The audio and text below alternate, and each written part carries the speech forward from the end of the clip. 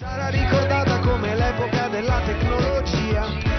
ma per me è soltanto l'occasione per vivere la vita mia. Continuiamo questo nostro itinerario del turismo all'aria aperta, ovviamente parlando di qualità italiana e soprattutto di come si sia evoluta e sviluppata l'esigenza del camperista, ovvero sia di colui che ama vivere all'aria aperta con una casa motorizzata, per una delle aziende leader di questo settore, che è l'Arca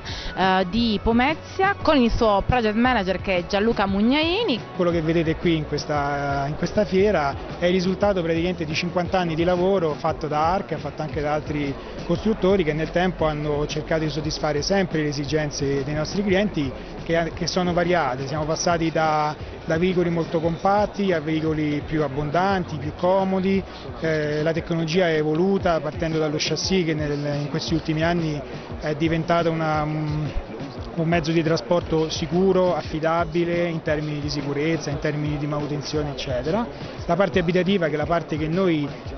pensiamo, ideiamo per soddisfare i requisiti dei nostri clienti, ha avuto delle evoluzioni veramente interessanti dal punto di vista ergonomico, dal punto di vista stilistico. La ricerca è andata avanti in termini di funzioni d'uso, in termini di razionalità, in termini di quello che il cliente sta cercando, e abbiamo continuato la nostra ricerca aprendo un filone green, un filone che va verso l'ecocompatibilità, dall'utilizzo di tessuti naturali, gli schiumati delle tappezzerie